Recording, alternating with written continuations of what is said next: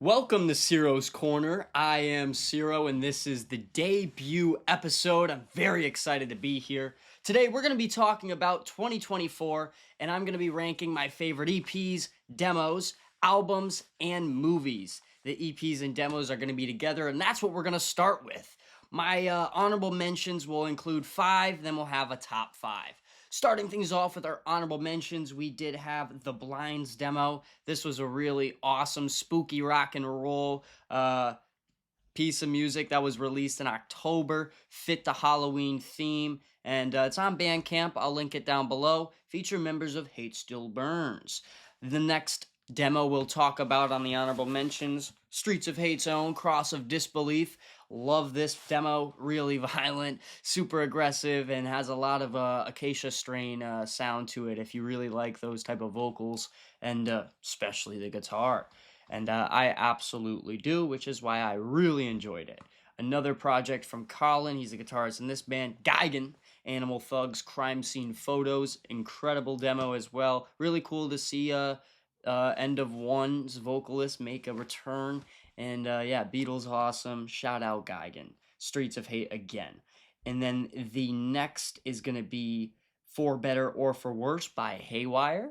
A lot of cool songs on that. But you also got Love Song featuring Mercy and Matt Carikas of Citizen. So a lot of cool collaborations on the demo. But that was my favorite in general, was the Love Song acoustic. The next one on the next one on the honorable mentions is Dream Fatigue's Lady in the Sky.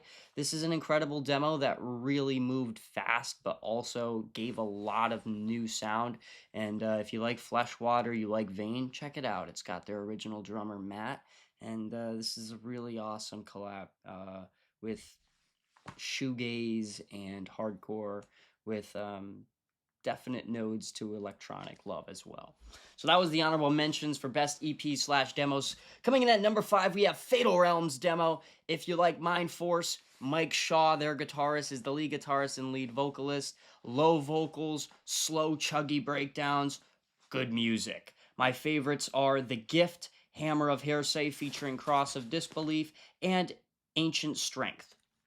Next up, we got number 4, Final Resting Places demo. This was awesome. Delaware Madness, Northeast Madness, Sonic Mayhem, I should say, Streets of Hate, Days, all that, the whole 9 yards. But anyways, this was a really cool piece of music that was released. Dying Fetus influence for me, and my fave tracks are Chaos Collected and Mundane Reflection. Kaonashi's A Second Chance at Forever, The Brilliant Lies from Casey Diamond, is our number 3 spot. This was a really awesome melodic piece of music, as Peter really has developed his vocals. And my favorite tracks include Straycations, Passing Through the Hourglass, and Casey. Awesome dynamic for the band, but definitely check this out without missing the music videos. They put a lot of effort into that and really make them as companions for the song itself. Number 2, we've got Crush Your Soul. This is if you like The Sopranos and gangster rap and hardcore. I mean, there's nothing more to say. You've got Molly from Scarab on the drums. You've got Dom from Final Resting Place and Simulacra on guitar. Ben on guitar as well. And oh my gosh, I'm drawing a blank on the bassist. He'll come back to me. But the lead singer is this guy named Jay from Mind Force. And my favorite tracks are Get Money, Uncle Junior, and Marathon Man. This is a really strong option. But my number 1 goes to Springfield's own returning band, Straight Edge, Machines of Hate. Their demo was really quick, but also really, really intense. Has a lot of awesome themes of horror, and overall just a really easy listen that got me into this band big time. And they're definitely my favorite band right now as far as, you know, who I can see and all that stuff. They're so dynamic for that evil hardcore sound, and everyone in the band's cool. Shout out George, though. He's the man. But yeah, that's our best EP/demos. Now we go into best albums. Starting things off with our honorable mentions, we're going to give this to The Hope Conspiracy. Awesome return for the band. Tools of Oppression, Rule by Deception. Good album, great tunes. Next up, we've got Loved by None, Hated by All. This is by a band called Lifesick. Really cool stuff recorded in the pit. Taylor Young, and it's mixed and mastered really well, and I highly enjoy the snare and drums. It's actually similar to grindcore for me. But anyways, next up we have Boundaries, Death is Little More. Incredible album, very good metallic hardcore, and it's super melodic at times and has some incredible features. Highly recommend checking this out. Oh my gosh, I forget the name of the track. It's Blood Soaked Salvation, maybe. Yeah, Blood Soaked Salvation, featuring Matt Honeycutt of Kublai Khan. That's a must check out track for sure. But the next honorable mention that we do have is Haywire's Condition for Demolition. Came out in January, started the year off real right. Doesn't hit my top 5, but was an incredible hardcore release, was an incredible punk release, and is awesome nonetheless. Cool features as well. Boston hardcore all day, every day. Shout out Austin. Next up on our honorable mention is our last pick. It's Job for a Cowboy's Return with Moon Healer. Job for a Cowboy is one of the most technical bands in this genre's history. They have some of the craziest breakdowns, but also just instrumental sequences as well as vocals. They are like no other band, and Moon Healer is nothing short of that. The Sorrow-Filled Moon was my favorite track off that, and I highly recommend checking it out. Next up, we actually have our number 5 spot, and this is Pure Bliss's Torture Realm. I wasn't aware of this record or this band until December. I went to Tune Low, Die Slow, Ho Ho Ho, which was the Acacia Strains Fest, which was a 2-day fest in Albany with my friends Sinclair and Abigail, and that was a lot of fun. I mean, I loved it. It was really cool to experience 2 full sets of Acacia Strain headlining, which they played different sets both nights besides Car Bomb. But Pure Bliss was the highlight of this, as I never really got into them before this. They blew me away. They did a Ringworm cover, which was awesome. They had an awesome Donkey Kong shirt. And when I got home, I listened to the album, and it is incredible. I mean, if you really like slower paced hardcore that picks up, this is for you, man. It's really fun to mosh to, and honestly, it's just good music. It really is. My favorite tracks on this are On the Wheel, featuring 10 Shots to the Chest, Torture Realm, and Berserker. All good tracks. Highly recommend checking out. Number 4, we have Vomit Forth's Terrified of God. Randy LaBeouf did some mix and mastering on this and engineered it. It is chef's kiss. Kane put a lot of effort into this. The Connecticut Collective really have been doing a good job at staying relevant, and they are on a bunch of cool tours, and I've seen them a ton, but I actually saw them about 2 or 3 times before they released this record, and they always played Rotting Wool before it came out, and that made me really excited for this. They were always teasing it. Finally came out. It's good stuff. Shout out Vomit Forth. This is a very good album. My favorite tracks are going to have to go to Terrified of God, Rotting Wool, Sacred Apple, and Blood-Soaked Death Dream. They're all just, it's all really fun, but again, I can't wait to see them on one of their next tours. It's the Dying Fetus and Cradle of Filth tour. That's going to be crazy. But anyways, we have our next spot, our number 1 hardcore record of the year. Pure hardcore. Wait. Who's that peeking in my window? Missing Link. Watch Me Bleed. I mean, this was a hardcore fan's, I guess, fantasy. This was everything that you want when it comes to OG features, current day features. You got Gridiron, you got Trapped Under Ice, you got Crutch, you got Eyes of the Lord. Who's that? Bruce LePage. Favorite track off of this is Pillar of Salt, featuring Bruce LePage, Eyes of the Lord. So cool to even see that. Like, that happened? Okay. And also, I couldn't believe, but there were so many easy tracks to really just comprehend, and I don't know, it felt so new. I forget the name. Another Cross. That track was very dark. I loved that. Really cool. And then of course New York Minute was the fan favorite off of it. The Pillar of Salt is my pick. Number 2, we have Nails' Every Bridge Burning. My favorite track is Every Bridge Burning, as well as the ability to process empathy and imposing will. So cool to see this band back. Very fast stuff. Really aggressive, grindcore. It was a long time without this band, but it was cool to see them back. They played at New England Metal Hardcore Fest. Shout out Scott Lee. That was awesome. They covered Territory by Sepultura. That was incredible. They rock. That was a really cool festival. But anyways, number 1, this band was also featured at the festival and featured on my hat. Upon Stone's Dead Mother Moon. This album was like nothing I hadn't listened to all year, which is why it's number 1. You have incredible death metal influences from Children of Bodom to Metallica. That's not death metal, that's thrash, but I was just saying. And then also you have a Misfits cover, which is really cool. And to me, you hear some of that 2000s Trivium with songs like Dusk Saying Fairest. Then you have The Lantern, and my favorite track is the title, Dead Mother Moon. It's super ambitious, and it's a refreshing sound for me. I love death metal, and when death metal is done right in the hardcore scene, slash metal scene, that's all I love. You know what I mean? It's all I ask for. I love it, love it, love it. Check it out. Upon Stone, Dead Mother Moon.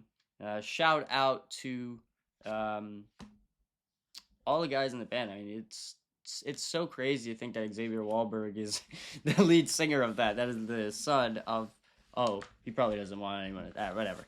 Donnie Wahlberg's son. But, I mean, it's fine. That is just... It's so cool that the band is getting to the point where they are. I mean, I saw them at the festival this year. I never would have thought that I was going to see them this year because they're from California, so far away. But they played at New England Metal Hardcore Fest. Anyways, that wraps up our best music charts from albums to best EPs. Now we have best movies, and we'll start off with our honorable mentions. Starting things off, we have Challengers and Speak No Evil. Challengers is directed by Luca Guadagnino, and while there are incredible shots and incredible pieces of cinematography in this, the score is fantastic. The pacing's not for me, and I do not love the writing, nor did I care for the characters. I gave it a 3 because it is a definite beautiful film, but I did not enjoy it. Speak No Evil was James Watkins' attempt at the Danish film, starring James McAvoy. He stole the show. It's very scary at times. It feels real. And overall, I highly recommend this. I couldn't put it in the top 10 because it is an original. It's, an adaptation, but still, check it out, Speak No Evil. It's on Peacock. Next up, we have our number 10 spot. This is directed by Edward Berger. It is Conclave. This follows a cardinal played by Ray Fiennes, who is losing his faith while also called to a conclave, which is a meeting of a bunch of cardinals to elect a new pope, because the current pope just passed away. So there's a bunch of moral and mental dilemmas that are brought up in this film. Highly recommend checking it out. It's paced pretty darn well, and there's a beautiful contrast of the color red. The usage is mwah.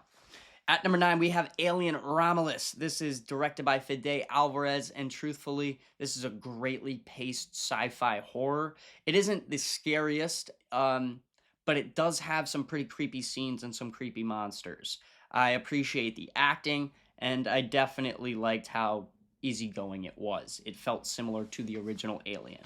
Next up, we have number 8's Furiosa, directed by George Miller. This was the next installment of the Mad Max series, and man, Anya Taylor-Joy kills it. Chris Hemsworth was pretty good in it, but this is overall just a ton of fun as you have an easy setting that is moving the whole time. So I really enjoyed this one. But at number 7, we have Clint Eastwood's Juror Number 2, which features Nicholas Hoult and Toni Collette. Big year for Nicholas Hoult, and both coming at the back end for his big films. This was awesome. It's an emotional film for, his situation, it's like a really big moral and mental dilemma, similar to Conclave, but I would say much more serious for his matter. And it's directed by Clint Eastwood, so it's done pretty well, and it's meant to feel like 12 Angry Men. Next up, we have number 6, The Return of Feathers McGraw, Wallace and Gromit, Vengeance Most Foul. The claymation's back. This was awesome. They have shots that are mocking Cape Fear right in the beginning with the Hitchcock score. And there's just overall a bunch of funny moments and enjoyable moments, from Wallace being a goofball and Gromit being adorable. It's a ton of fun. I highly recommend checking out for anyone, honestly. And I mean, I haven't been able to really enjoy a Wallace and Gromit release, so being able to watch it upon its release was very fun. But up next, after Wallace and Gromit Vengeance Most Foul, we have Denis Villeneuve's Dune Part 2. I don't really have too much to say other than it is so stunning. It is featuring a lot of awesome, fast-paced action scenes and just a ton of good performances. At number 4, we have Oz Perkins' Long Legs, featuring Nicolas Cage playing a great role. This is a really refreshing horror film that has some beautiful shots, great acting, and cool callbacks / like inspiration from Seven and Silence of the Lambs. Loved this film. Next up, we have number 3, Chris Nash's In a Violent Nature. This was super interesting for me. I watched in the back end of the summer in theaters. Might have been in the middle. But anyways, this was a awesome watch because it didn't feel like anything I had seen before. It was like Gus Van Sant directing a horror film. If you had ever seen his movie Elephant, it takes that camera view and just really, really adds to the horror the way it's shot. And it's a Friday the 13th like story, but more creative in my opinion, which is why I love it so much. And if done well, this can be a insane movie series for sure. But up next, we have our number 2 spot, which could have been number 1, The Substance, directed by Coralie Fargeat, starring Demi Moore. This is a serious film, which a lot of people think it's a comedy or whatever. It's trying to be goofy. I've compared with a friend. It's like Requiem for a Dream. Requiem for a Dream, he said, was like, the harsh reality. The Substance is the sci-fi horror / comedy take that you can digest more, but it's still a really dark situation as Demi Moore is deteriorating. But we have our number 1 spot. Drum roll, please. Robert Eggers' Nosferatu.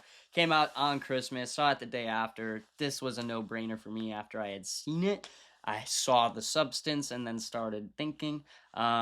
This was just such a charming adaptation. I loved it. I loved Robert Eggers' depiction of Nosferatu as Bill Skarsgård knocks it out of the park. Willem Dafoe is awesome as Van Helsing. And Nicholas Hoult is wonderful as Jonathan. And Lily Rose Depp, she is incredible. So there's just so much to love. I love the pacing. I love the score. It's super simplistic but still haunting. And the cinematography, lighting is just perfect. You'll see what I mean if you've seen the movie. The way they dim Nosferatu is so creative. Overall, though, this was a pretty easy selection for me. I can't wait to get it on Blu-ray so I can watch. I love Werner Herzog's Nosferatu the Vampire, but this for me just beats it. It's such a great adaptation, and it feels like the perfect one. And I highly recommend checking that out. But that finishes up our top things of 2024 that I really cared about. I was missing a couple films that I didn't get to see. I didn't get to see Terrifier 3.